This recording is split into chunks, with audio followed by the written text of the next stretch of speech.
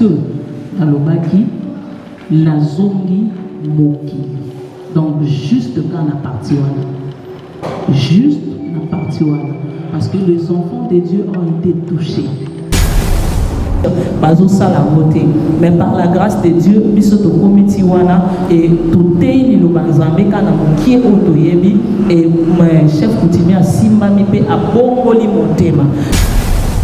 Tozamba tindingai ezala ekozala obstacle na ko préférer na kende na sala onzamba tindinga et puis na zonga mais au moins na sali volonté en Nzambe. Nandenge tout ça l'émission na bisoti et sili tant aussi les émissions. Pourquoi na zo ki makasi ya okende le même jour wana na ndako ya papa na bisoti Mario? C'était parce que Zambe a continué à confirmer le même jour wana na ba message. N'est-ce pas qu'il y a des hommes de Dieu? Nous sommes dans mon côté, à Boba qui n'a pas perdu l'église. Pendant qu'il y a quelqu'un qui a abondé, ma fille ou mon fils, tu ne mourras pas. Famille qui n'a courage, il y a pour le m'appeler, mais maintenant, on n'a plus le temps, il y a pour le calisou, échec des hommes à l'échec, les hommes à échouer. Pourquoi tout le temps ça va échouer? Votre maman, votre je ne sais pas qui, vraiment merci beaucoup. Mais n'a pas connu sur la Libisangai, mais merci n'a pas connu sur la Moni, n'a pas connu Libisangai. Merci beaucoup, ça va pas pour la vidéo. Parce que dans le baki, la zongi moki. Donc juste quand la partie juste la partie parce que les enfants de Dieu ont été touchés. Qui a dit que orphelin a koye babongo na kosepelate na mois oya décembre? Tin, bokosi, bozali bongo motema mabe. Tala, Fondation Vida, oyo ezali bongo dirigé na engame mwasi atona maye le pebonya na bolingo ya bomama kati na ye babengi ye bongo Emily Seti Mainga mwasi nzambe mwana ya Canada ya tongo balance bongo opération sunga orphelin na mois oya décembre ekosi la bongo le 20 décembre pona koyeba bongo na ko récolter ba contribution na bino nyonso soki olingi otinda lisungi na yo. Lelo toyena banda kuna bino ko frapper pour na koluka aide. Donc tu as besoin de soutien na bino avec $1 tu peux sauver une vie. Alors en plus de cela tu as besoin de soutien na bino bilamba, chaussures, bajouer. Donc ceux qui besoin nango bo hésiter ko contacter ngaite na numéro na ngai ezali 647 533 43 10. Soki ya solo ozalaka na motema ya bomoto sala lokola mama Emily Seti Mainga mwana ya Canada ya tongo na $1 na yo ya pamba okoki kosunga mwana ayeba pe na kobika. Fondation Vida ya solo olakisi ya solo ete bolingo ya bonzambe ezali kati na bino pe Emily Seti Mainga ozali penda solo moto nzambe ndenge bazali kobenga yo. Pour coller l'utile à l'agréable, awa na Kinshasa délégation moko ya Fondation Vida bakitaki bongo na commune ya Kisenso na orphelinat La Miséricorde. Bozali ebele bokota l'émission de partout na pesi bino mbote. Mbote bala nyonso ya Chebiso TV. Oui malamu na mission na bino réponse à nos questions. Yande kola. Napesi moyini nanga mbote, moyini mbote, moyini bonjour, moyini nanga bonsoir.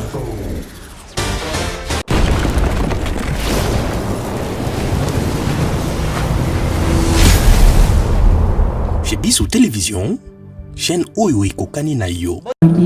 Ba oyo balingaka musala ya Nzambe te bamonaka masala musala ya Nzambe.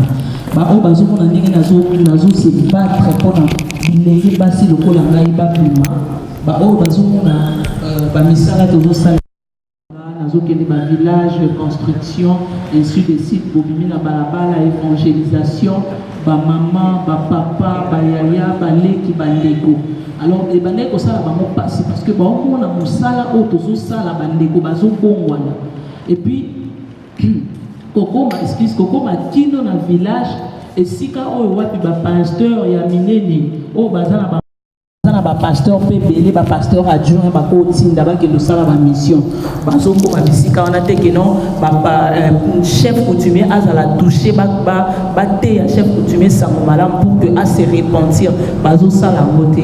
Mais par la grâce de Dieu biso tokomiti wana et toteyi liloba nzambe kana mokie oyo toyebi et chef coutumier asimbami mpe abongoli motema siko bana na nzambe batali mosala nyonso nazosala wana ya lelo nalobaki non soki eloko boye esalami te ngai nazongi mokili donc bazalaki touché nango ya olobaki la sœur Jeannette okoki kostika te okoki kozonga te parce que nazali lokola moto azopasola nzela en disant toloba la vérité na miso bandeko nyonso bino nyonso boza témoin boza bandeko ya média bosalaka mosala na bino na génération na biso ya lelo eza koservante te avec toute l'humilité la génération na biso ya lelo ya mo ya lelo je suis la seule fille oyo azotelema mwana mwasi azotelema avec courage avec audace ya makambo mosala nzambe boyebi nde na bafinga ngai bapapa eki baza wana bapapa Yves oyo tobanda na bango mosala nzambe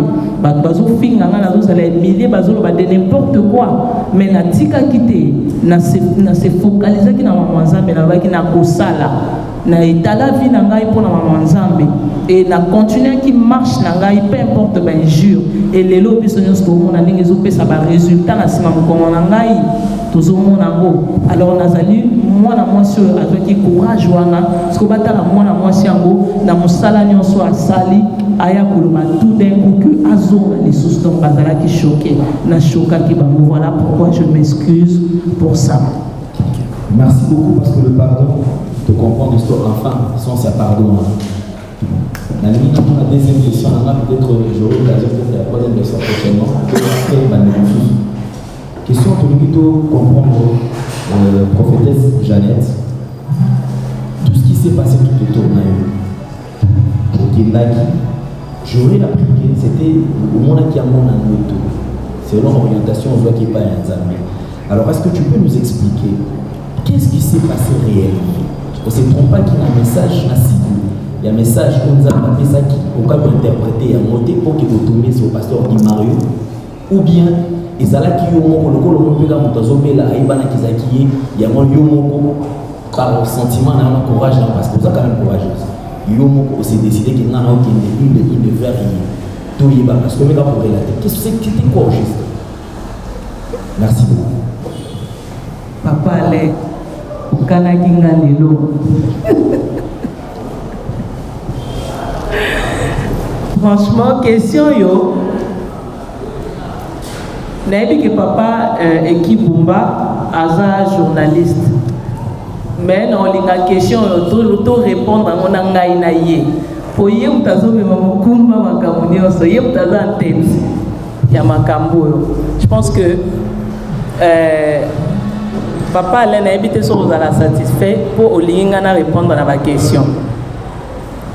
Mais on a aussi répondre on a papa Eki. Pour papa Eki, ayebi soki nga na yebaki papa wana toté. Ayebi soki nga na yebaki nouvelle wana toté. Nga na yebaki nouvelle wana té. Na lamuki na en fait na butu na lali nzamba zo la kisama makambo nyonso wana pona ozala tuku okende musika te. Alors, tant dans la moukina tongo, nous avons déjà un programme, il y a une mission na papa et Kibumba. Tant on a commis un plateau na ye, na kuta ki frère moko azala ki ona na bande comme sous bazala ki wana. Je pense bazala ko lobela na ebi susute ezaki makamoni. OK. Maintenant tant bazolo bela makamoni machako ndé du coup comme likanisi wana ya makamna mona ki na butu ezongelinga na bantu betel sonobi ah papa na lutindo to bazola kisangai bazoyebisa nga d'abord que la ke ndeko bombela pona muto yo aza mwana mobali akokufa na sima ya ndeko moko ya théâtre aute kokufa ezalaki nani ndeko na biso moko ya théâtre papa Dadi Kitambala yenda kufaki ya suka Ok. Bazo la kisangai que oh nani bazo la kisangai que akufa après Dadi Kitamba et puis mutonga ça qui moi mobile. Mais non. Tant on a pas dit pour expliquer son journal ndenge zalaki na mutu na monaki. Donc ozomona ke na kati ya ndoto bazo la kisa akufa après Dadi Kitamba. Or Dadi Kitamba la za mutu ya théâtre. Et mutu wana bazali ko lobela azape mutu ya théâtre benga na yebi ete na kenda ki faire rien na pesa ki explication na vidéo na ndenge na kota ki bayambi baya c'était pas facile pour bayambanga babatu bazaki wana otutu babande ko murmurer na présence nanga mais mutu to yaki na ye akotiti ayebisi mwasi ya mutu wana alobi Nzambe atindi mosali na ye aya ko prier pour na ye. Donc la vision elle na koti na bandi ko prier pour na papa wana asi akufaki. Donc na bandi ko prier pour na ye nde aya ko zongi sa souffle. Alors donc na bandi ko expliquer papa eki on a azoloba papa eki na mona ki asimi téléphone. Je ne savais pas que azoluka image wana quand c'est peut-être azol chatter na ye. Ndaye kobimisa image alobi mama tala image oyo tant na mon image wana na gangi mbala moko na lobi exactement mutu na monaki na songe na ngai yeyo après natuni papa eki azalaka wapi ndeko nga lobi papa eki il faut tout ça la programme to ke ndeko na koma kuna na bonde la kona. Parce que nazo banga nazo ba message à lulengo ebele et que batu bakufa ebele à cause ya namoni message na keite pona ko bondela na bengite pona ko yebisa mtu wana batu bakufa ebele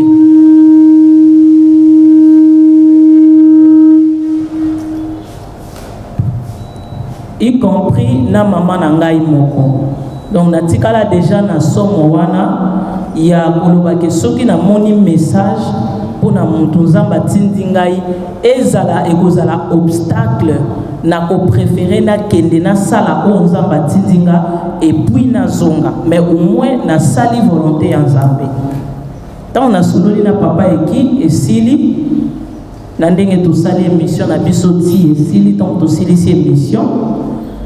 Pourquoi nazwaki makasi ya kokende le même jour wana na ndako ya papa na biso ki Mario?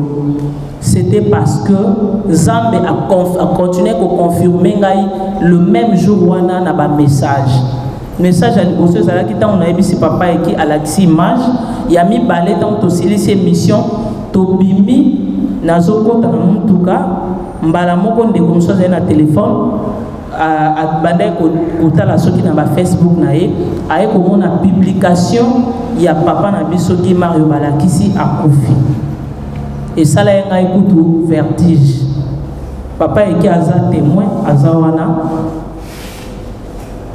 nde ayebisi nga lobi non maman kozala paniquer te zela na to benga na benga mwasi na ye to tuna soki message eza vrai ou faux.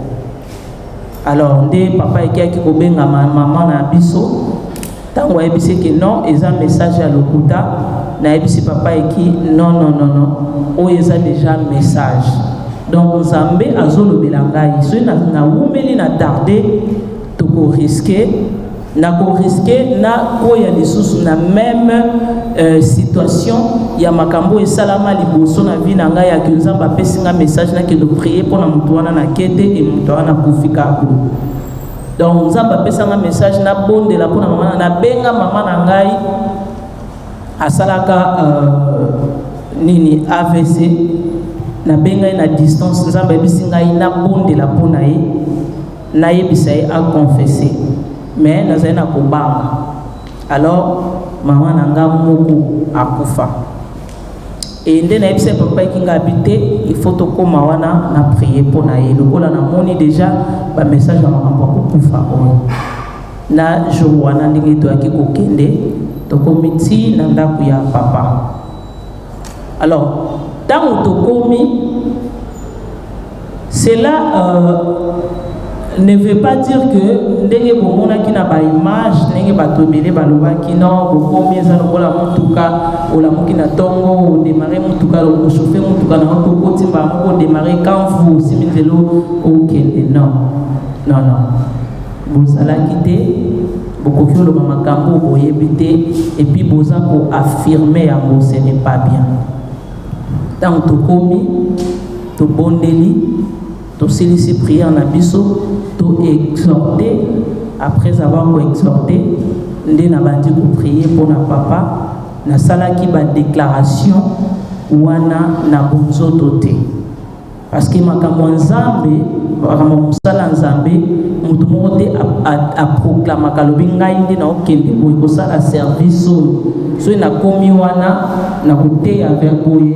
oui c'est vrai que ba prédication to préparaka yango mais makambo toyaka koloba na kati ya prédication ou ba déclaration toyaka kosala ezalaka na moment wana Saint-Esprit oza animé na Saint-Esprit azotia maloba na kati na ondo bandi ko déclarer maloba soki oza na foi parce que Bible ezoloba la foi est une ferme assurance moto aza na foi aza na makoki ya koyebisa montagne longwa akende de l'autre côté parce que oza na foi niveau ya foi ya bato ekeseni na yaki te pona ebisa na loba na caméra que papa eki soki na loba ki papa eki azwanga parce que na tchaki nzambe à l'épreuve ya loba ke na yebi naza na foi naza na confiance ya nzambe oyo na bondelaka et puis oyo nzambe oyo naza na ye na confiance wana azali maître ya temps ya circonstance aza mokeli na nyonso aza likolo ya nyonso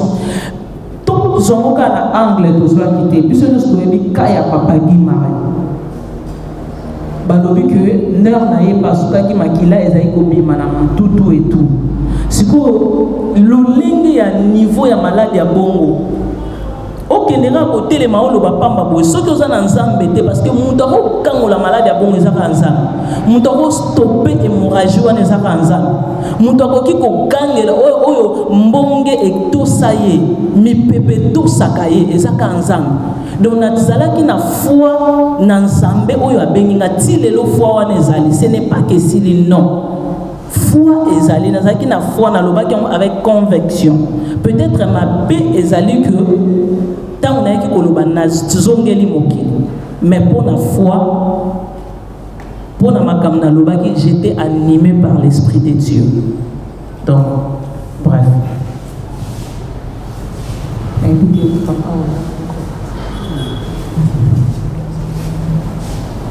s'il vous plaît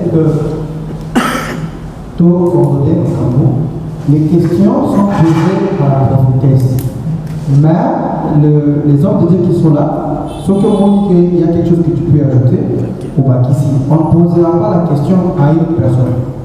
La question, tout va poser. Alors, elle peut intervenir, mais ceux qui payent des mots et l'écrire, tout va intervenir pour appuyer en haut, vous prenez les micros, vous appuyez. L'autre chose, c'est lui qui pose la question.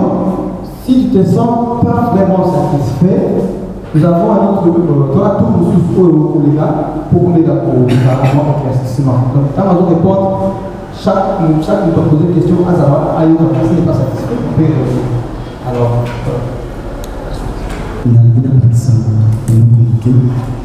je pense que les gens découvert comme Bakiawa, ndeko na biso Guimara Zaki Yemoko, azalaki accompagné dans la salle Zambete. Moi, je voulais dire pourquoi tu accompagner. Vous savez, et pas la biso, pas chrétien, et il y a qui est la perte de nous. Il y a qu'on perd des servantes avec toute l'onction qu'elle a et la génération, tout ça, parce que tout ça, s'il y a des autres, alors, ce que je dois accompagner, c'est pour expliquer que tout le monde qui est en perte. S'il y a des hommes, des yeux, les cas qui dans les médias, ils mission dans bango, traiter qui traiter. Mais pour nous, tout le monde qui sur l'équipe déclaration, c'était Dieu. Je pense que ce qui nous a mis à Koka qui peut comme ça m'a coloté à Komakuna. Nous savons dans le monde où il y a beaucoup de choses où ça peut se passer. Mais pour un servant de Dieu, Azala qui inspire dans Nzambe, n'est-ce pas qu'il y a des hommes de Dieu? Nous sommes dans mon côté, à Boba qui n'a pas perdu mon église. Pendant qu'il y a quelqu'un qui peut abonder, ma fille ou mon fils, tu ne mourras pas. Mais destin à Nzambe et pas à Moutou, et comme ça m'a toujours. C'est pour dire qu'avec des déclarations fortes, il y a ça qui pour repose en paix. Et ça qui l'inspiration divine, malgré déclaration, on a pas le gars qui a coquille ça mon canon sur Pema na liwa yamot. Merci. Alina tuna na prophétesse Jeannette. Pourquoi qui n'a lieu, là c'est le pasteur qui m'a révélé là, pour sa déclaration. Est-ce que ndenge makambo ezalaka na makambo ya nzambe tosoki kobondelela moto ezalaka ntango osali déclaration opesi mokongo kokei to suivi moko ya prière ezalaki wana première question ya mibale basali ya nzambe tomoni awa toyebi mpe bango te toyebi bango te base présente te alors tomoni kaka basali ya nzambe est ce que ezalaki na possibilité te otalisa biso bango soki na kosala bango ya troisième ya ngai naloba parmi la génération parmi Bassi ou Bazo Téléma, Bazo Salava Action, au Koïko Zalayo. Maintenant, dans le monde, dans la Bible, Elias qui répondit dans le Zamba. Au Koïko Zalayo Salava médiatisé, il y a des autres où Bazo Salava médiatisé. Samuel B. Souvenez-vous de la question de ce souci. Pour répondre à la question à Nibali, pour la salle en Zambé de Lobby, peut-être elle te présenta qui va salle en Zambé aux Akina Salte. Te présenta qui va salle en Zambé, nous sommes à Vati à Liboso. Te présenta qui va et puis, question, il y a mis ça tout, au lobby que la lobby, la génération Oyo, la lobby que Nazali Ngaïmoko, Oyo Wapi, Nazali, na télémi avec courage pour lancer un Zambé. Mais or, les sous-soupés, Bazali, la Molili, Bazosa, la paix de Zambé. Oui, c'est vrai. Au lobby à solo, papa et qui, pour posséder. Ce qui n'a lobby que la télémi, Nazali, Ngai Moko, na sens wana, et ça que pour n'abîmer la lumière, pour n'abîmer, parce que ce qui n'a bima quitté, et que Makamo et Akima au bon de la Konaye, les autres gars se retrouvaient dans la caméra du Bosso, ou peut-être qu'on répond. Et les gars, les canaux dans les cadres, mais les Makamo sous ma pasteur et belé, dans un moment de Bosso, na sali erreur na kati ya parcours ministériel. Donc eza na ba pasteur ebele, ba prophétesse ebele, ba sali nzambe ebele, mosali nzambe nyonso oyo abengami na nzambe. Bible elobi tozala ba imitateur na ye, donc totambola na nzela ya nzambe.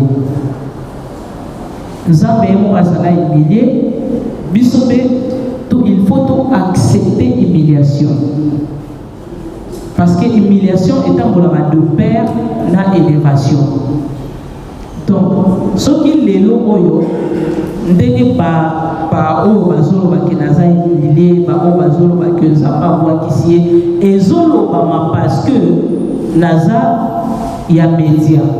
Donc, ce qui n'a lobeli kozala ngai moko eza na sens wana pardon tozongo na sens wana tozongo na sens mosusu te po toza ebele nga moko na yambaka bapele ya bandeko na ngai ya basi baza partout na diaspora ya génération na nga oyo nzambe azosalela azolobela nzambe azovisite bango azoutilize bango puissamment plus que ngai. Mais tant qu'on a zolobela boye, mais tant qu'on a utilisé pour zolobela bango, et ça va toujours dans tout oyoyo à passer la case là pour mes sous basalini babaleka.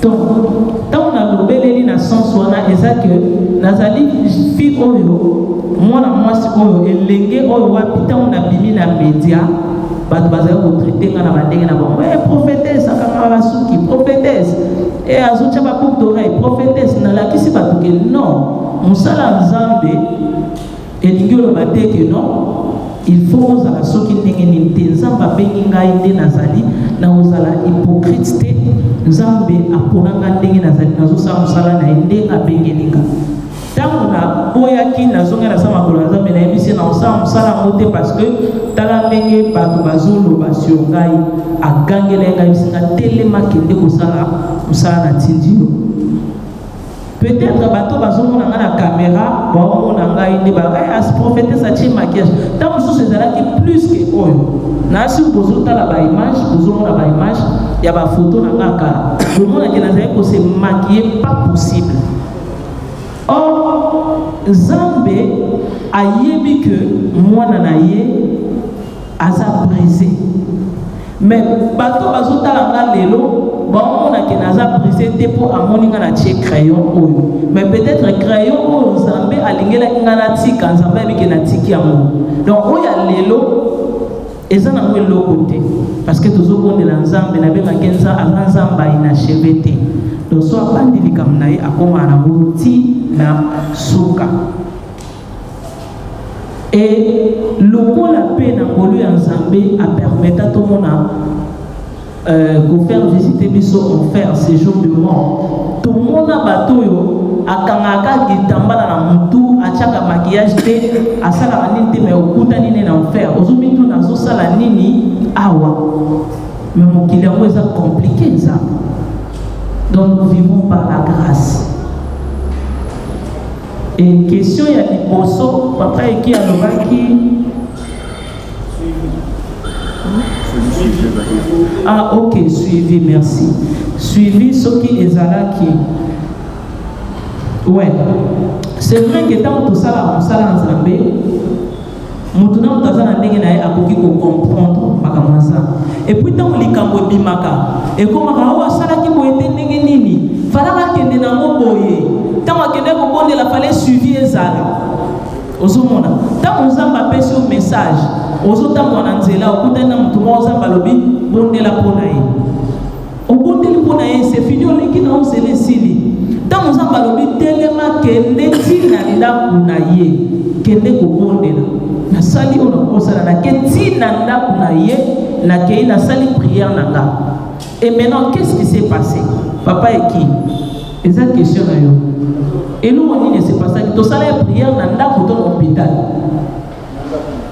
papa akufeli wapi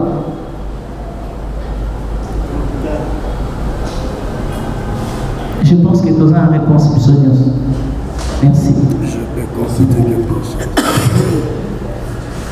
Merci. C'est le prophète Israël.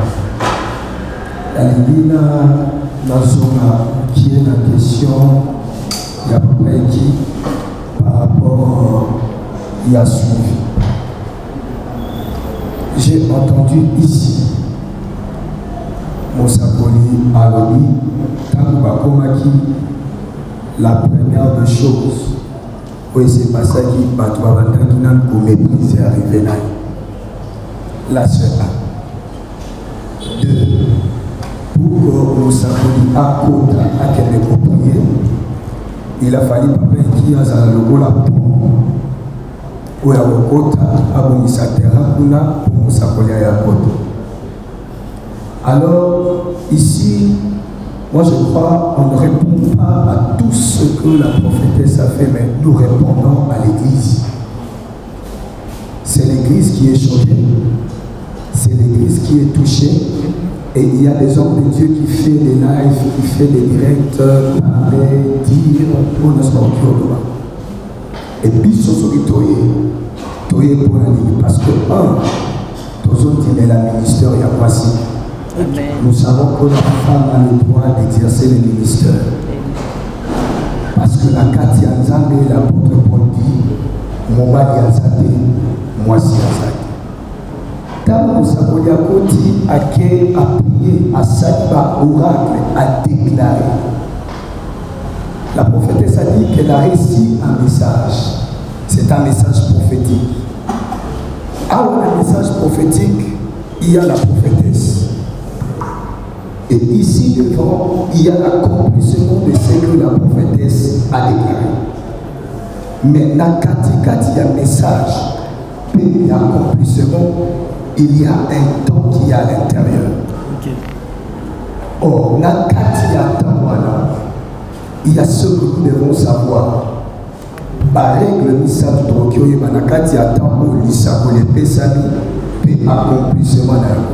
La première des choses, c'est de croire la prière où nous sommes à Sali, qu'on a la foi que les bons de Dieu au-delà, il y a ma communion sur le ça.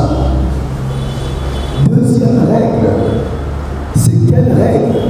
C'est maintenant, Papa Guy Mario, il est épuisé à outil dans 2 mois, ce qui 3 mois, il y a comment? À sa immobile, à exercer ma kamsou yé mon côté. Et ça qui a devoir au fait que c'est la qui est ça. Devoir au fait que c'est la qui est ça, les ala qui nous. Après le sabot, il y a un sabot. Après ce que la prophétesse avait déclaré, est-ce que famille Zalaki n'a courage il y a le papier, mais maintenant, on n'a plus le temps. Il y a le souci,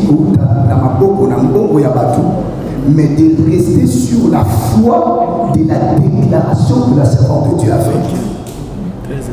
La troisième des choses, a engagé l'eau dans la Bakamoulaï. Elle n'est pas la première de le faire. Parce que même la Bible va engager l'eau dans la Katiamaka. L'eau la paix répondra à l'eau. Il y a aussi cela que l'eau la paix répondra à l'eau. C'est qu'on a mis qui ça pour la Lobaboy. Ce qui, avec le message que ça qui respecté, est-ce que la foi au besoin qui n'a qu'à dire prière et pour quelque chose ça va aller sur l'hôpital? La première des choses. Deuxièmement, règle, il y a respect, il y a déclaration pour ça. Est-ce que vous avez la garantie pour la bango que tu peux les soumis à bango pour la batute, mais nous restons sur les soumis, il y a le sang pour ça. La troisième des choses, après que le sang pour ma cambouane et salami, position, il y a une autre des alakini et pas pour ça dans la Bible dit, arrive-t-il un malheur dans la vie d'un homme sans que Dieu soit l'auteur? Ce qui te reçoit le sang pour le conseil d'Alzheimer, parce que papa qui va avoir et pour les problèmes, c'est que nous voulons dire que la servante était à l'auteur de sa mort. Là, moi, je dirais non. Et j'en finirai pour la bouchiter, n'a souci pour la colobaboy. L'obiko est à la base là, Nibali. Nzambe abikisaka nzoto, Nzambe abikisaka molimo. Nous savons ici, ce qui parle de Moutouakoufi, on dit il a dit là. À la croix, Jésus dit, Père, j'ai remis mon esprit entre tes mains. C'est que Dieu a Jésus à l'hôpital. Parce que Jésus n'a pas dit là. Jésus a dit, je remets mon esprit entre tes mains. Nous ne pouvons pas condamner la prière qui a été faite.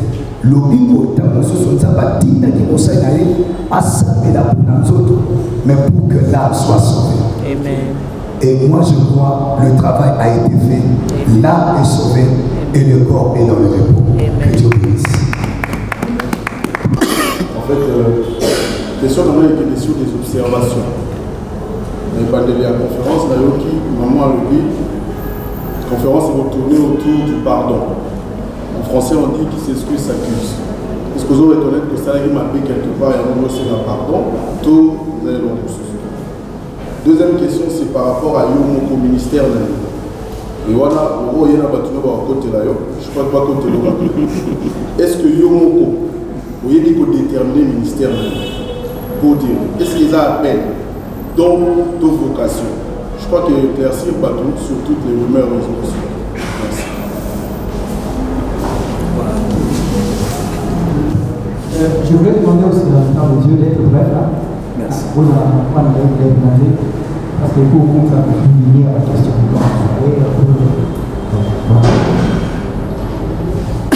Avant de passer à l'autre question, la prophétesse va poser une question. Merci papa. Pour répondre à la première question, déjà tu répondais qui n'a mais on dirait toujours répondre à la deuxième fois. Tu répondais qui que c'est vrai, oui, nous allons reconnaître que dans le bas qui m'a bé, nous allons mon kili, place one.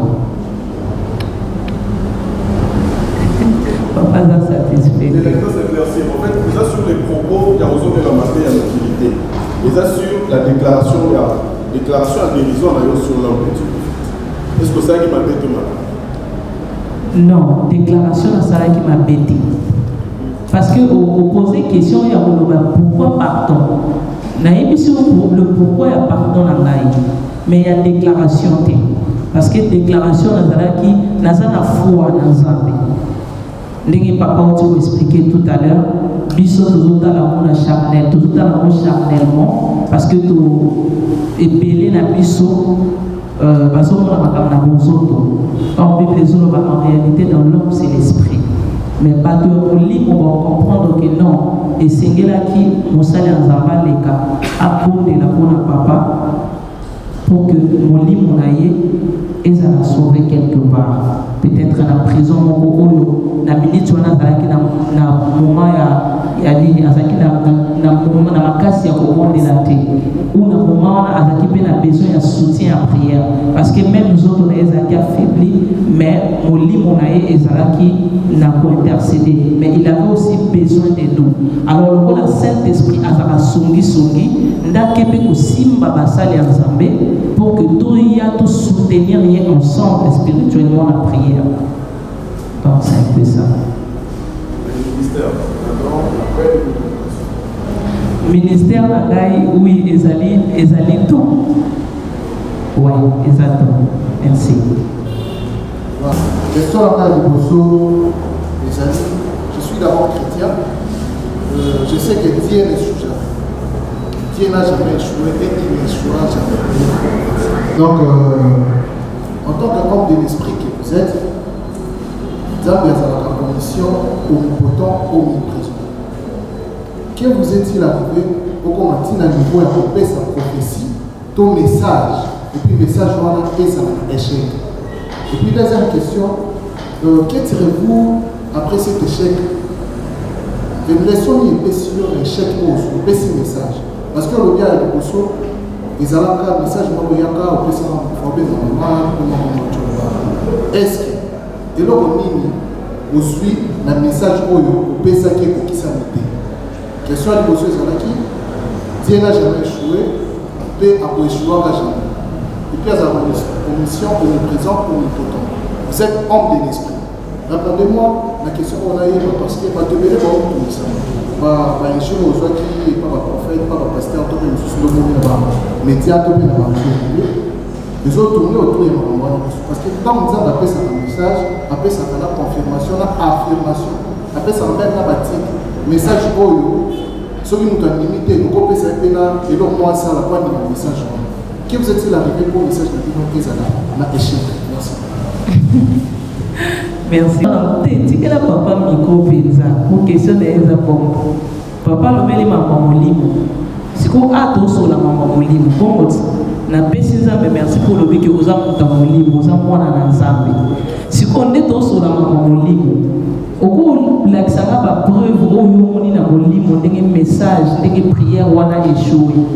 J'avais bien précisé en tant qu'âme de l'esprit que vous êtes. OK. Peut-être nga rosa na koto na kati. Mais il y a la amabilité, de possibilité de répondre à la question parce que le message peut être répondre. Ok, merci beaucoup. Na pour répondre, oui. Na likambo etali échec ou message échoué dans le c'est faux et archi faux. Parce que olobi que Nzambe azali alpha pe omega. Mais la minute où makambo esalami toza na point, toza na alpha, toza na Emmanuel, mais toza na omega. Toza na alpha pe na omega. Non, tokomi na omega te, toza na alpha, n'est-ce pas? Parce que za makambo esalami. Oyo ekoma ngai na yo lobi toyebi yango te. Oyo Nzambe apréparé lobi toyebi yango pe te. Alors nyonso Nzambe asalaka ezalaka mpona kotire gloire na ye. Alléluia. Et ça pour nous tirer gloire na ye. Tous wa Nzambe te lokola Nzambe na biso il est le Dieu amour. Donc na ki amour na ye asalaka nyonso na bolingo. Nzambe asalaka na makambo to loba te Nzambe da salinga boye. Mais Nzambe peut asali yo. Ce que Nzambe permetaki que la famille ya Job ba perdre ye mais ba yebi que non Job asa camarade ya Nzambe. Bayebi que Job a un camarade dans ça. Ayebi que Nenga permettre que Nani Lazare. Bayebi que Nenga va permettre que Lazare akufa. Famille à Lazare et de n'importe quoi. Mais andimi que Lazare akufa. Famille va de n'importe quoi au Boloba. Mais on est à Kikara. Bayeba qui Nzambe na ki alpha naï. Et tant qu'on va être bégaye, à lui aussi on y a mis Lazare akufité. Aza ya kulala. Et pendant que dans le moment où on va baleli, bache makelela yete, master na ye, tout le babou, tout na ye pena, tout le babou. Mais ayete n'engeni batunyo so babou goya mais yete, n'est-ce pas? Batu baouloba, prophète Jeannette a appelé ça un message, ça la ainsi de suite. Mais n'engeni ça va répondre, qui vous dit que le Seigneur n'a pas répondu? Parce que les hommes ont un mot spirituel. Et quand le Seigneur est venu, qu'est-ce qui s'est passé? Le Seigneur attendait d'abord que Lazare a pour la alma solo. Na famille n'a pas ko juger Christ na ndenge na bango. Bazu bango mutu balinga ki Lazare mais baké ko tika e place mutu ko ko kusala te. Place mutu ko ko kusala te. Ndena ko mwana so Christ qui pour manifester gloire na ye. Si le Seigneur veut élever quelqu'un, alinga kanano kolumbisa mutu wa. Il faut alumbisa onano ayini sona batu. Batu balo ba bilobela banzinzi baya ba mata basala makelele. Soki basilisi kosala makelele na bango poli utikali yo mosa mutu nzamba eko manifester gloire na ye. Voilà pourquoi je vous dis que to komina na étape ya omega ya Nzambe te tozana na alpha. Donc ça pas na ndenge na ye atretaka makambo na ye. Donc je peux donner un autre exemple. Il y a Pierre na kati ya ba Pierre au bazofanda na Christ ba disciple à Jésus. Yesu ebisi bango matana ba ko précipiter nga nazo avancer nazo ya vers bino. Mais pendant que bazaki na kati ya mai bango moto ba ebi Yesu ko lekana nga na yo tozo tanga ko ba Yesu a ko ba vanda na ba yebi so ki to mona ye azalaki boye même c'est ki na image amu mais ba on détailler Yesu bien ko lekanga na yo.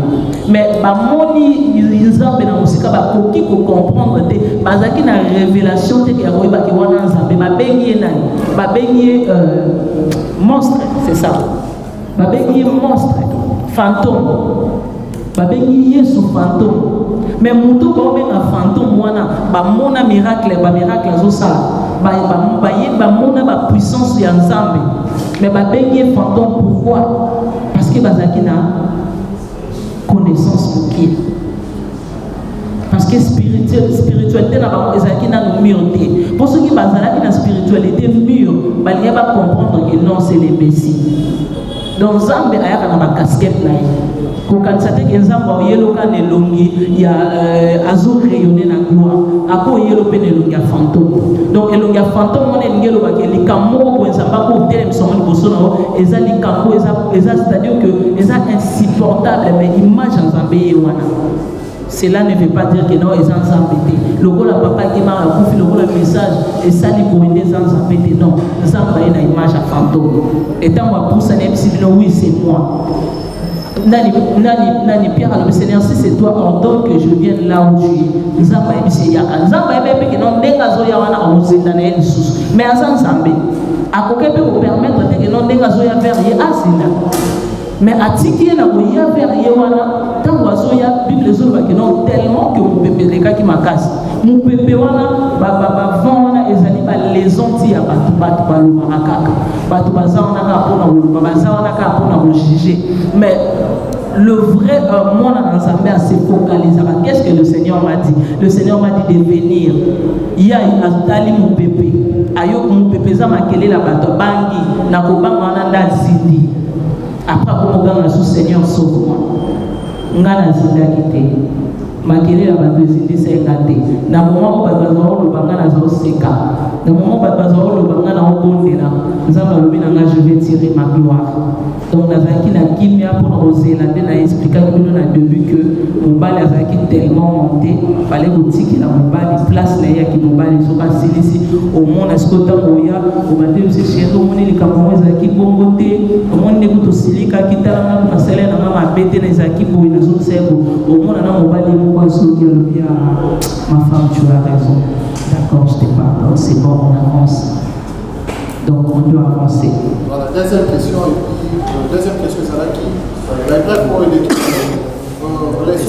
oui, leçon à tirer na kati na ba épreuve nyonso parce que naza mwana naza ensemble pour la papa na ngai. Je me rappelle l'autre fois c'est mon kwa benga na boka libanda abisinga lobi mama na moni ni na vision bovanda ki place moko na ba serviteur rebelle batie ordinateur de motion na bino puis zaki na coach moko radio na bada ya coach bino ndenge ni ya bomani ordinateur. Donc na kati ya mosala nzambe to apprenaka na ba échec. To apprenaka na ba erreur. To apprenaka na biloko nyonso na desala ke to koma mur. So olingi ko apprendre na ba échec te olingi na mosala nzambe ozosala babetela koka maboko babetela koka maboko bayebisa koka ouais yo za chic yo ozosala eza bien. En tout cas tu dois faire très attention aux dans les bons thèmes. Voilà, merci. Je peux poser ma question? Non, pas ma question. Je veux aussi ajouter quelque chose par rapport à ce que nous faisons. Pour comprendre comment Dieu fonctionne, il faut être un homme spirituel.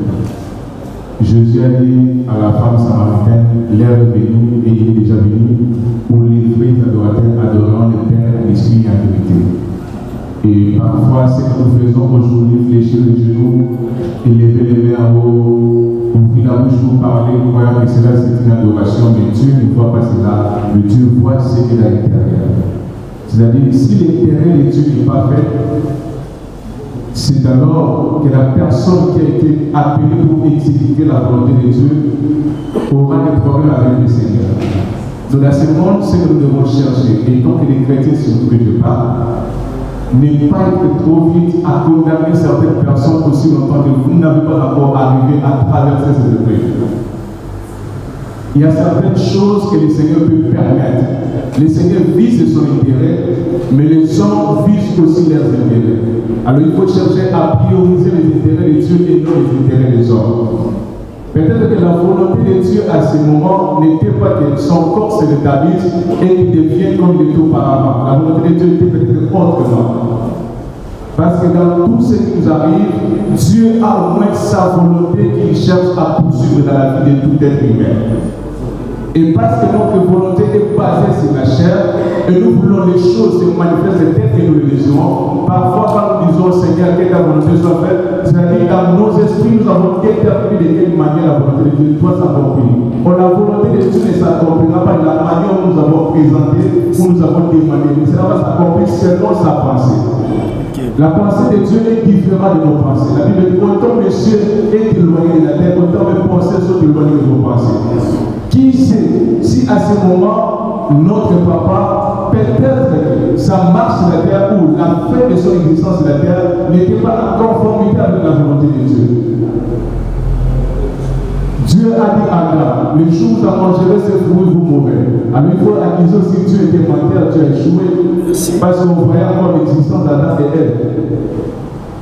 Mais par là, nous tirons une leçon pour comprendre comment est-ce que Dieu agit dans certaines situations qui nous semblent difficiles, certaines situations qui nous semblent pertinentes. Mais la volonté de Dieu existe toujours, mais si la personne n'a pas la capacité de comprendre quelle est cette volonté, et c'est ce qui nous amène à arriver au point où nous sommes arrivés aujourd'hui. Nous sommes des enfants de Dieu et nous ne devons pas être focalisés que sur les choses qui nous plaisent à chaque instant. Mais nous devons aller plus loin pour comprendre dans ce que Dieu avait à sa servante, qu'est-ce que Dieu voulait faire au juste dans la vie de son serviteur. Quelle était la volonté de Dieu. Parfois, au lieu de prendre le temps de chercher que le Saint-Esprit puisse ouvrir les yeux, la capacité de comprendre quelque chose de plus profond, mais nous cherchons plus à acquiser nos frères, à acquiser nos sœurs. Pourquoi? Parce que les choses n'ont pas marché comme nous le prétendons. Dieu est juste. Il y a beaucoup de gens qui entrent en combat avec le Seigneur sans avoir compte qu'il est en combat avec le Seigneur. Étant que les chrétiens, il ne faut pas trop être vite à réagir dans certaines situations, mais être réactif. Savoir regarder certaines choses pour comprendre quelle est la volonté de Dieu dans toutes ces choses. Même quand Élie a défié le roi Akab, il a dit il n'y aura cette année ni pluie ni rosée sinon à ma parole. Lui-même ne se rendait pas compte que la famille devait aussi l'atteindre. Il ne se rendait pas compte que lui manquerait aussi à manger. Il a mis sa vie en danger pour obéir qu'à l'issue de l'Éternel parce que les prophètes de Baal avaient ravagé le pays.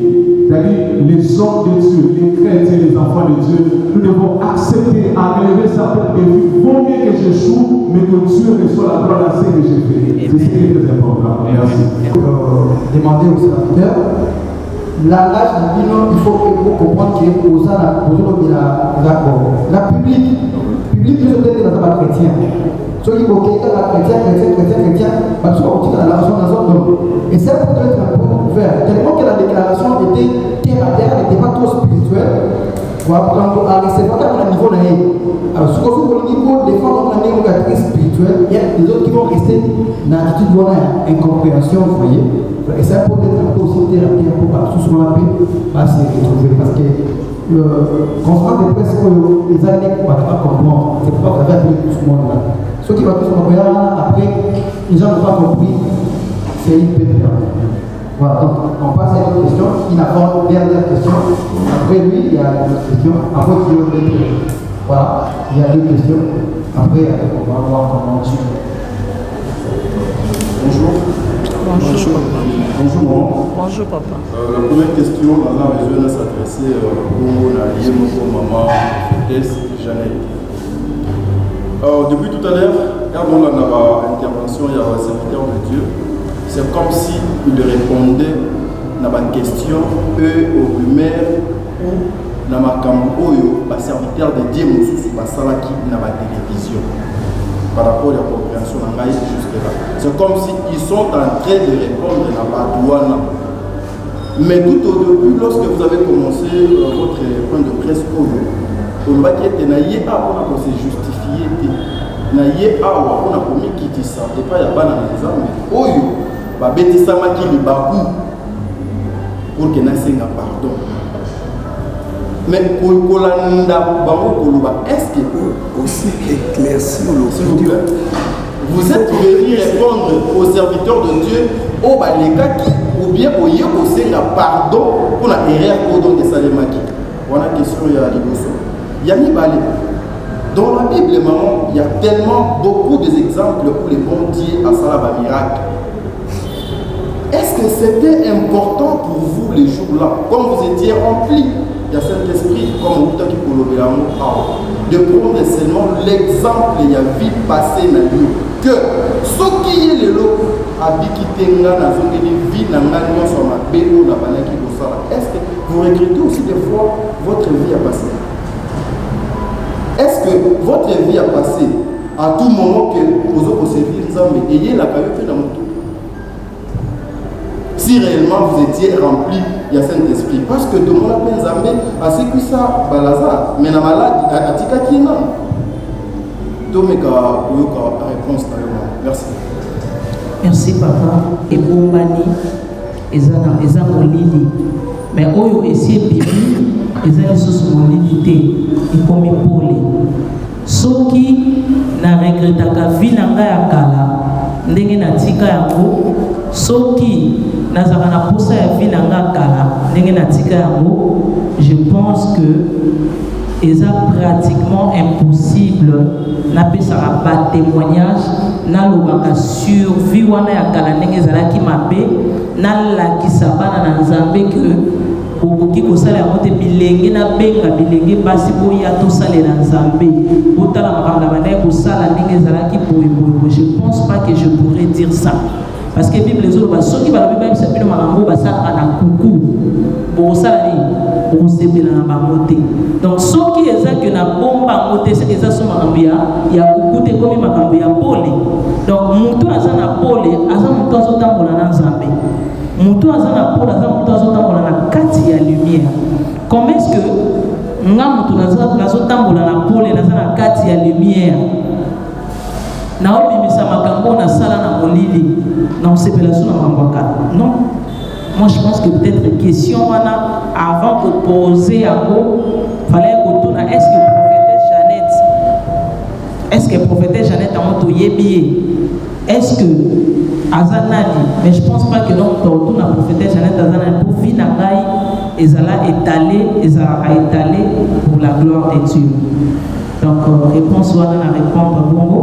Et puis pour la question ya liboso tout na ki pour na basali ya nzambe olobi que na ebandeli na lobaki na début pe na suka toza basé na pardon toye ko se justifier de oui c'est vrai toye ko se justifier de mais toye pour na ko éclaircir et puis ko senga pardon. Donc éclaircissement et puis likolo na mo pardon na se na mo pe pardon.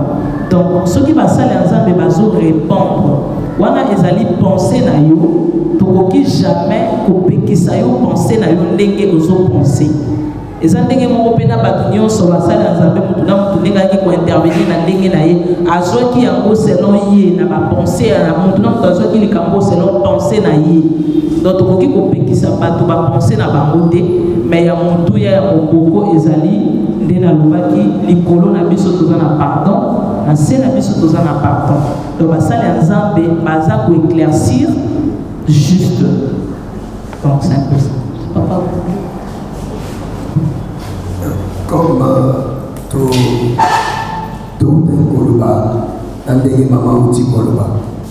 vous savez, aujourd'hui, le problème qui s'oppose à l'église du Congo, c'est parce qu'on ne sait pas se soutenir.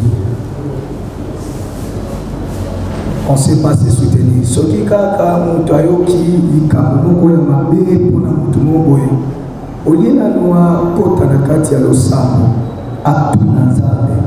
la réalité à Makambo de Komi, Batouassa la Kamote. Beaucoup de hommes de Dieu ne le font pas. Directement, on a montré pour répondre à l'acte, peut-être dans les Cameroun communes, nous avons le ministère, pour peut-être se faire ça ou bien, en tout cas, là-bas, il y a un Zoloba. Toye pour répondre, Penza Basali Nzambe ou Basalaki, ba life, na ba directe. Mais tu es coupé sa lumière, il y a ma caméra qui est gagné pour la Koloba. Ce qui totiki le Boko Oyo et de soutenir Moussa Nzambe et Katana, nous aurons des problèmes. Okay. Parce que c'est une femme qui se donne pour le Seigneur. Pendant que Toyebi, Toza la fille est belle même dans nos familles. Même biso na femme na biso basala nzambe ozomona yo osala nzambe mais leki na mosusu wa mwasi aza kwa leti mutu eza na problème.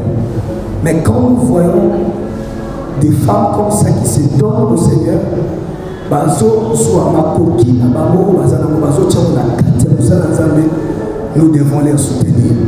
Toye pour la bonne sa opinion pardon na biso ka pona nini ezate pour mosala nzambe asambelaki nzambe accompli volonté na ye ndenge alingaki te. Mais pardon na biso eza na maloba ya déclaration ya moninga na biso na ministère ndenge alobaki soki nga na kozongo Depuis son temps, on pardon parce que l'église est là qui blessée pour dire mais ça là on a pas ça na kati na ye a kokite kotika nzambe parce que les kabumo ko comme ndé voilà donc toyete to ça la débat to justifier les logo mais nous sommes venus pour soutenir la servante de Dieu parce que Dieu to fa dire ça on bien que la servante de Dieu elle est blessée comment on a pas ma caméra sur le canal internet a blessé et ceux qui soutenir ça serait empêché pour nous il y a une opinion pour les mises à biso toujours pour la se justifier mais toujours le mapoto la sabino le nengi ya machine ndenge nzambe atakola na basanga merci bonjour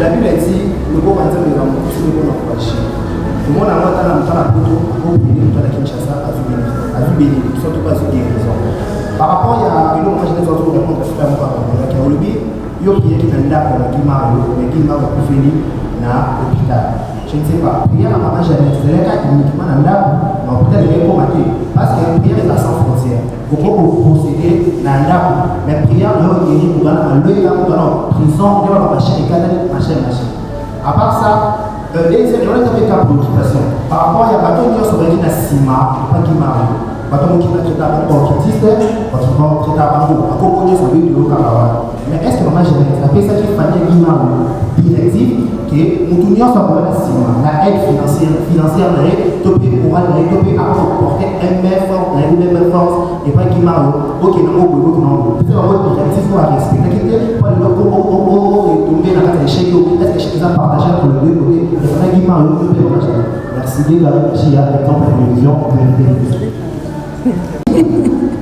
échec eza te nzambe azala na échec te nzambe aéchouara te pourquoi tozotya nzambe aéchoue tozokomisa nzambe na biso azali incapable ou comment non nzambe aéchouara jamais nzambe akoki jamais koéchoue ntina nde mokili esila akoki jamais koéchoue eza lokwa bagardien toza bajoueur toza na kati ya terrain tozobeta bale na bale tozobeta basifle balobi ezala na moma moko ya kopema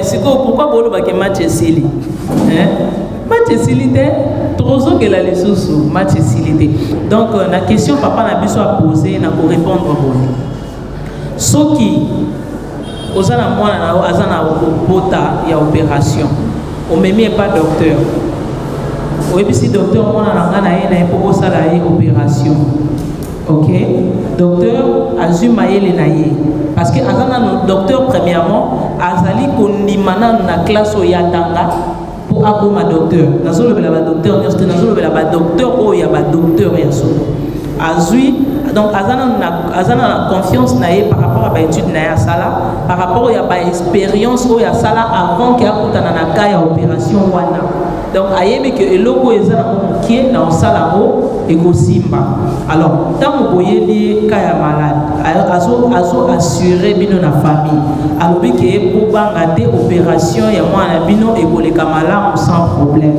papa toza ensemble ekoleka malamu sans problème et après moi na koti na salle basali na salle donc basali opération pe eleki malamu ok maintenant après opération docteur alobi lokola nano excusez veuillez m'excuser partout lokola nano mwana na bino asali gaz te amela mai te atia pe eloko te na monoko ok soki asali gaz mpe ameli mai sorry so asali gaz nde bokopesa ye eloko ya kolia to mai ya komela docteur asilisi abimi akei ok maintenant ntango docteur akei bakolo mwana ou mama ya mwana oyo atikali na mwana na ye na mbeto ya hôpital ntango bayebisaki nani docteur ayebisaki bango bayokaki non soki mwana bandi koderange mama nga mai posa mai pesangaka mai na okoka te mama azwi est ce que sika docteur azali il faut aya akoma garde malade ya mwana wana mpo bamelise mai te ntango bazwi mama azwi mai apesi mwana na ye ameli problème à docteur ezali wana je pense que réponse na ngai wana. Merci. Nagna Batselo Moko. Même Bible est claire. Tant Jésus a la prière, a comme on a image que normalement il devait mourir, il devait passer par là. Après avoir comme on a ma camion sur mon aki, a sengi na tata na ya lobi longola kinyo liboso na nga. Donc avant que banga sponsor mon lati. Mais na souka la moi lobi toutefois que ta volonté soit faite. Donc moi je peux dire, la prière, il y a servant de Dieu, nous n'avons pas échoué, Dieu n'a fait qu'accomplir sa volonté parfaite. Donc nous ne pouvons que dire à Dieu merci, na haut se commis. Donc si je peux ajouter les Cambouans. Merci. Nazotuna, est-ce que papa est qui Azali?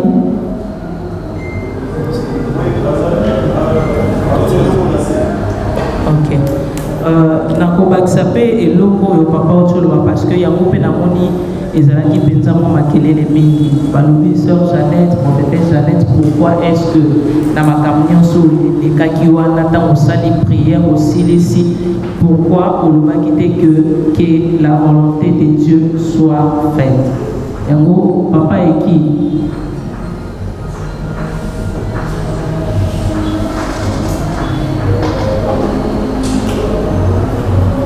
papa eki yo toza na ba image na yo nyonso na maboko na yo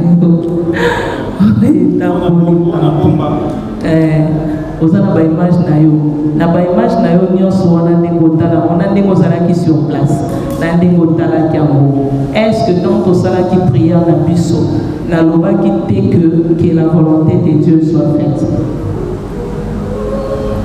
Excusez-moi nakombo tuna so question parce que yo nde tozalaki nao. Bon, na évité question par rapport à la question de l'économie, parce que c'est un peu lelo tokomata mosusi soki nasali na moto émission 4-5 fois nakoyi motu na ye nakoma moto ya sœur Jeannette soki nalobi likambo oyo ndenge ezali nakoma motu na ye. Or toza ba journaliste toza na possibilité ya kosala na motu 1, 2, 3, 4 fois ndenge mpe tosalaka na yo na oyo kuna mosusu. Donc toza bato ya bato te, sauf que image wana ezali oyo ata motu so aza na mokosa asengi atala ye moko po vraiment ayoka makambo oyo elobamaki mpo ne pas ezala interprété to nini atala na image wana soki te bobengi bosengi kozwa image wana mais toyebi ke elobamaki na volonté ya Nzambe. Non, ngai natuni question na ya yo moko personnellement motu tozalaki na parfait grâce na yo kozalaki na président Junior Marawa. Est-ce que tant que tosalaki prière na biso nalobaki te que la volonté de Dieu soit faite? Parce que nga nayebi ke nalobaki na image wana mpe ezali mais lokola bato balingaka polémique balingi point oyo ekosala buzz na bachaîne na bango bakozwa bavue ainsi de suite bazwi ka point wana. Mais so bandeko balandeli vidéo wana du début jusqu'à la fin même ekotaki te, moi je vous assure que lokola mwana na Nzambe nalobaki que la volonté de Dieu soit faite. Pour la machine locale, sur télévision, tout dans les abonnés. Tout le monde qui n'est pas qui parce que tout le monde est nous avons pas s'arrêter. Oh, nous avons lobby, il y a un dé qui s'arrête. Nous savons que nous avons la souka. Tout effectivement, message pour Yohana ou c'est qu'à qui pas moi je pense que quelque part, nous avons dit à la question que c'est longtemps pour l'année où il y a solo, au sein de l'année où il y a bien, et que Malasima, pour ça c'est l'heure. Parce que je pense que nous avons été à l'objet, parce que parce que tout le monde est sur Internet, la prophétie est comment est Google. Nous avons fait Google, la monnaie qui est le moment où ça là-bas, ailleurs il y a la TV, que nous avons l'objet et le moment où ça va la monnaie. Par exemple, vous ne pas tout dire. Ils ont prophétie à Google. Mais ce qu'il y a eu, c'est différent parce que vous savez là que au lobby, ceux qui ont la salité, ils ont la moitié. Mais ils ont eu solo. Est-ce que au moment où ils ont avant sa conférence de presse, est-ce que c'est là qu'ils ont en ligne ici, Maintenant, ça veut dire que au sein des examens au ligne ici, avant il y a pour ça la conférence de presse A.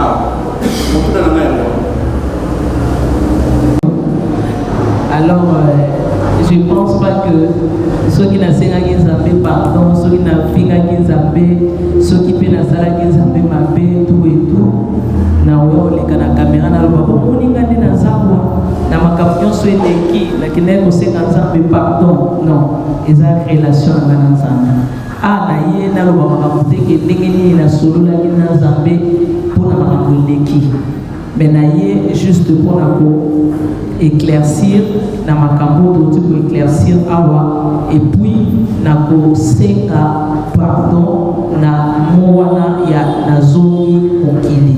Et aussi, Nzambe a eu qui solité parce que Nzambe a tiré les gloires na kati. Je vais expliquer quelque chose. Na makambo elekiawa ngamoko na vandi na zotala yango depuis na banda musala ya Nzambe. Depuis batu babanda depuis na banda koleka na ba émission na bino. Depuis babanda kotalanga à 100% batu batalanga event. Mais dans les camps eleki et ça que na batu 80 personnes batala ngai. Donc na 80 personnes batalinga wana. Ce qui otali bien la majorité ya batu za ba pagano de tomber karabango. Alors biso totala ka ki prophète Jeannette ayoki soni. Nzamba sambisi wana za miso na biso batu. Mais le Seigneur veut tirer sa gloire. Pourquoi? Parce que prophète Jeannette fallait que nani mo pagano moko yebaye na événement moko esalami. Après na simanango Saint-Esprit na makamnaye ausal so na emisi bino que depuis makambo e banda niveau na zozwa ba pelle on na zozwa je pensais à peut-être ya ba insulte mais ça que prophète Jeannette na lotio na moni na zaki place moko na konamaki na prison na moni ko bimisanga na moni prophète Jeannette c'est pas moi za ko kosonga et na zona na kama mtu na zo kokate na moni yo kangi mtu na comme na 3 têtes ainsi de suite tout ça. Donc c'est-à-dire que Nzambe azo dalisa mutuna point na ye Nzambe azo confirmer mutuna point na ye que je suis sa servante. Moi les hommes sala ngate les hommes sala ya Saint-Esprit. Na lingi na convaincre mutu que non je suis de Dieu. Non, ngamo na yebisa batu soki ba yebisa que musali wana za ya Nzambe te. Soki ozo douter que aza ya Nzambe te, ça sert à rien. Oyoka de gauche à droite parce que Nzamba ko sarate. Peu importe makambo et bimi, prends ton temps. Kota bondela si le Seigneur yemo va convaincre que la prophétesse, la servante de Dieu, aza ya ngate, alors ne me suis pas. Mais ce qui nous a convaincre que azali yanga au moment que même ma camion sur les guides na ebisibino ba bazo be ngai ezaka ka maman baso ja mikolo ya bateza maman to moni yo o bando sala boy o apparaître na image boy o sala boy tout ça j'ai compris que Nzambe a consacré parce que tant makambo ebimi c'est vrai ça m'avait choqué pour nazar mutu nazar nzete na fuka maki na nina ponde la Nzamba kati na lobish. Mais Seigneur, pourquoi tu as fait ça? Je veux tirer ma gloire. Na yé sous pour la deuxième fois, na ligne na tirer gloire na na likamoana. Donc ma sonne est comme la rabiso na vie et ça la rapporte na gloire ya Nzambe. Biso toto tala ke toto di sa ba vie na ba site na biso toto so ngo. Mais Nzamba otala ke fala ki e panza na ko po lobi za na message mo na otia na nzela mo sali nanga. Lobi za na likamo na otia mutu wana so asa e bakinga tanga komona amolinga alanda aye koloba nini. Donc na nzela pe makambo esalami ebele pe o bayebaki prophète Jeannette te babandi pe kokota na ba YouTube balandela aza nani na kokota wana bazokutana na ba message na ba témoignage oyo na pesa na ba message oyo na pesa ebele pe babandi kobenga pona koloba ke mama likambo olobinga na mona kambo pe boetala esalaka bo ezalaka bo. C'est-à-dire que nyonso Nzamba asalaka ezalaka pona lokumu na ye.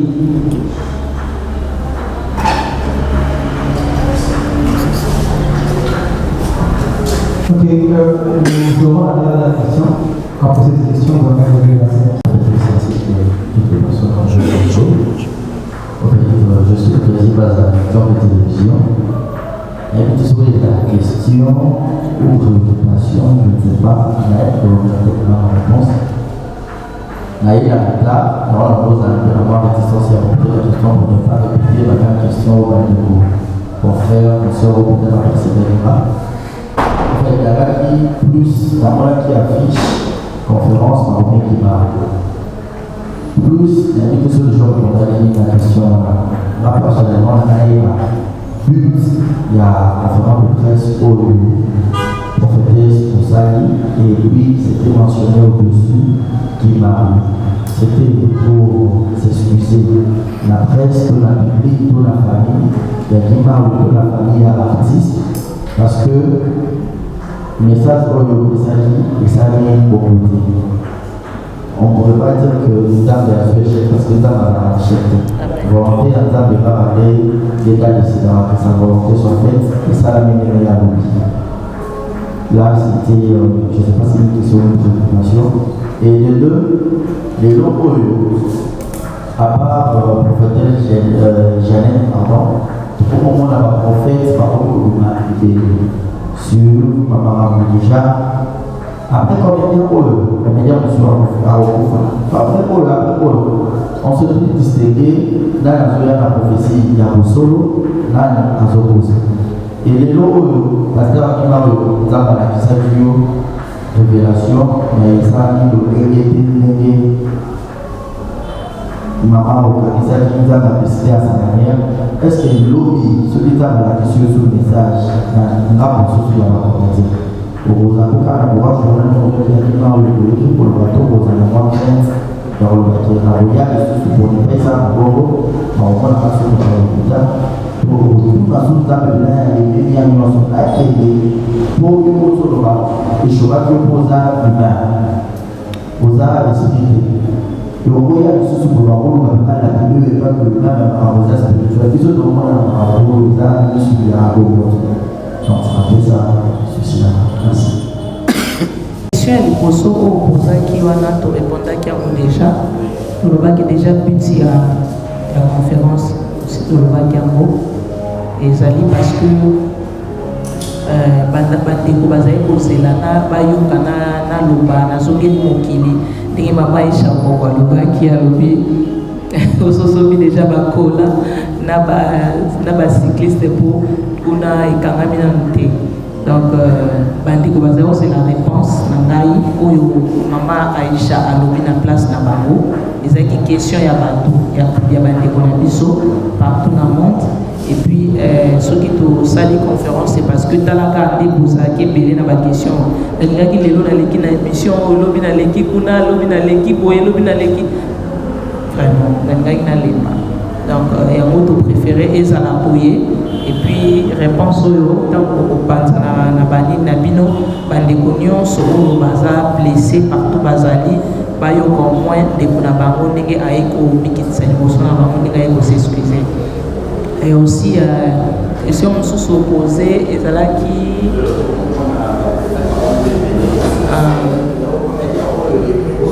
Ok.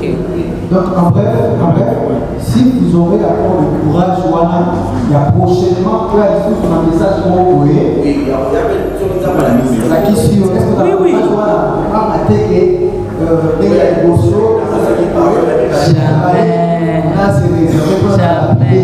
Jamais on a vraiment assuré nos peuples de Dieu n'a koya lisusu parce que eza musala nzambe biso to sala makambo kolandisa mabiso te nzamba pesa mabiso ka ba mission dure. Donc soki ozali na appel ya Moïse yeba que appel de Moïse eza appel moko ya facilité eza ka appel moko ezalaka na ba obstacle ya makasi. Donc ce qui n'a eu message, cela ne m'empêche pas. Il y en a lisusu liboso peuple de Dieu pour na koloba. Je vais faire ça. Nazo sala pour na batute, nazali mosali ya montute, mais naza mosali ya nzambe. C'est mieux monde entier et inanga, c'est mieux monde entier ba commander n'importe quoi, c'est mieux monde entier ba loba mabe, c'est mieux ba monyo so ba la contre nga, maintenant tikala na nzambe. Maintenant ça la volonté ya nzambe. Donc makambo ba jour ya ba ndeko biso ba comédien bandeko balanga so hotel na ba mission ya kala nalobela ngo depuis avant les lots. Nalobela ngo depuis quand la première année comme ça va comédien. Moi je ne savais même pas que papa Zaki n'a pour ça la théâtre. Je ne savais pas. N'avais pas quitté que ça la théâtre. Donc rien ne m'empêche. Moussala Nzambe nazo sala. Mais je voulais pas yakoya na continuer Moussala Nzambe tant que bandeko nangayo bazotala ngana s'excuser envers bango pour baza bato na choqué bango. Fallait d'abord na ya vers bango na s'excuser et j'ai continué mon boulot. Na ko kata Moussala Nzambe te na kata Moussala Nzambe ni construction zo zelanga na kinzo nga fona sini sa construction. Mission za ba pesinga ya évangélisation na bandeko na biso ba soda toujours qu'il y a d'évangélisation, toujours se préparer. Et mission d'évangélisation, il y a chaque janvier 2021, tout ça en 2022. Mission d'évangélisation avec de Bible, papa. Nanya osalango. Nanya osalango. Nzambe nangolu na ye apesi biso vision wana apesi biso charge wana l'intérêt du royaume donc tozo kende koluka ba fils de la perdition nyonso tokota na ba église à sans audience tozo kende ba évangélisation de bozo mona na tozo kutana na ba pasteur na ba diacre na ba sali nzambe na nzela azana bible te mais nzambe atie 10 francs nanga ya papa zo la biso ya maman zo la biso tozo ba 12 bible to bima na balaba pour la évangélisation. Vous pensez que Moussa Lotosé la Nzambe pena Nzambe a remondi tous en a défaite. Non. Non non non non. Nzambe a futaka. Papa Nzambe a futaka. Naza elenge naza na bana. Donc tant on songa na lekisa wana naza na tananga na ko zona bandi na osala na zo landela bana ngai. Naza la deux fois bo na landela ba moté. Maintenant ça me salanza na tiki bango na kena village je sais pas ce qu'on qui les sola de ko biso moko moi si à quel côté na ba Congo bakangi côté so na Angola ainsi de suite batile nga ba vidéo et puis na ba audio bakangi kuna pona à cause de l'évangélisation toujours tika bana na biso toujours tika bana na biso na okendo sa musalanza nzamba yo kisanga soni non nzamba yo kisanga azu kisanga ba oya yesu ni déjà sonité Nzambe alingi attirer gloire na ye na kati ya bamnyo soliki donc nga nazo sala musala Nzambe na kati te pe na nkata te soki message ye je vais passer na kopesa message pour na ba o ba kozwa bazwi pour na pe ba o ba kozwa te ba kozwa bazwi pe te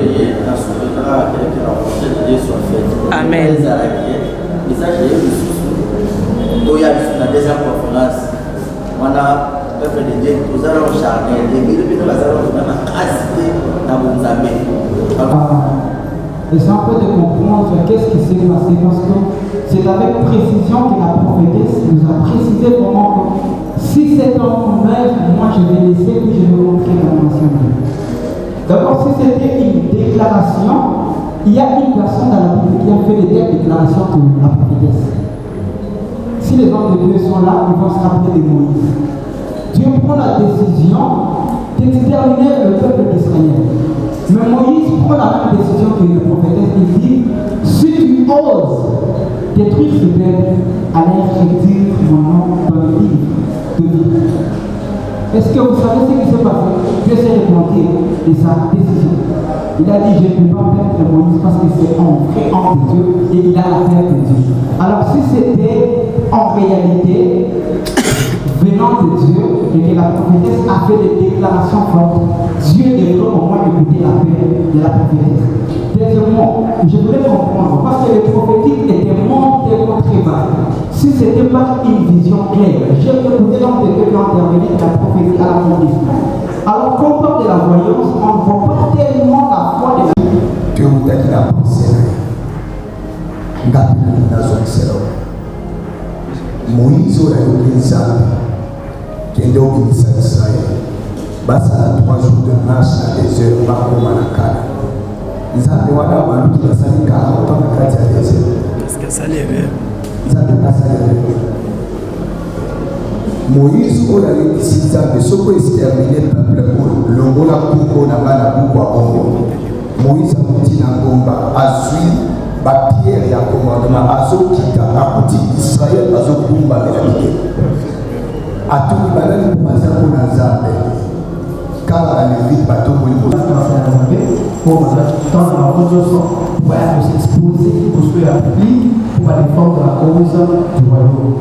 Donc, merci la prophétesse pour l'encourage, soit qui, la première émotion, la peur que ça montre que moi, l'esprit avec humilité, exactement, parce que ça la communauté. Que Dieu te bénisse, maman, pour la sacrifice. Je pense que les dernières impressions de la prophétesse à remercier le média et le reste. Après, nous allons nous séparer par une courte prière. sangana kina biso to pe baye ko zalana biso elongo na kati ya conférence oyo. Merci na bandi nyonso ya journaliste pour la présence na bino. Merci na baye nyonso oyo bakolanda biso na moment nyonso na heure nyonso te partout esika bozali. Merci beaucoup nzambe apangola bino, mwana na bino, yaya na bino, leki na bino, ndeko na bino aye liboso na bino avant kosilisa conférence de presse na biso ya lelo na ye na komikitisa nyonso ndenge tolobaka mpona kosenga pardon na baye nyonso oyo batutisamaki vraiment na kati na mitema na bango baye oyo bayokaki mpasi ya koyoka langage oyo ya koloba ke nazonga esalaki bango mpasi kotala mosala ndenge oyo tozosala mpona lokumu ya nzambe. Vraiment, je m'excuse beaucoup. Je demande pardon avec toute humilité, amour, et je ne sais pas, donc, bon, mais maintenant, comme on dit, au Libisanga, je suis votre soeur, votre maman, votre, je ne sais pas qui. Vraiment merci beaucoup. Pe na ba onyo so ba libisingai. Pe merci na ba onyo so ba moni na ba moki ba moki libisangate. Merci beaucoup za ba pambola bino. Za ba pambola bino ngana Qui a dit que orphelin akoye babongo na kosepela te na mois o ya décembre? Tin bokosi bozali bongo motema mabe. Tala Fondation Vida oyo ezali bongo dirige na engambe mwasi atona mayele pe bwanya na bolingo ya bomama kati na ye babengi ye bongo Emily Seti Mainga mwasi nzambe mwana ya Canada ya Tongo. Balance bongo opération sunga orphelin na mois o ya décembre ekosi la bongo le 20 décembre pona koyeba bongo na ko récolter ba contribution na bino nyonso soki olingi otinda lisungi na yo. Lelo toyena banda kuna bino ko frapper pour na koluka aide. Donc tu as besoin de soutien na bino avec $1 tu peux sauver une vie. Alors en plus de cela tu as besoin de soutien na bino bilamba, chaussures, bajouer. Donc ceux qui besoin nango bo hésiter ko contacter ngai te na numéro na ngai ezali 647 533 43 10. Soki ya solo ozalaka na motema ya bomoto sala lokola mama Emily Seti Mainga mwana ya Canada ya Tongo na $1 na yo ya pamba okoki kosunga mwana ayeba pe na kobika.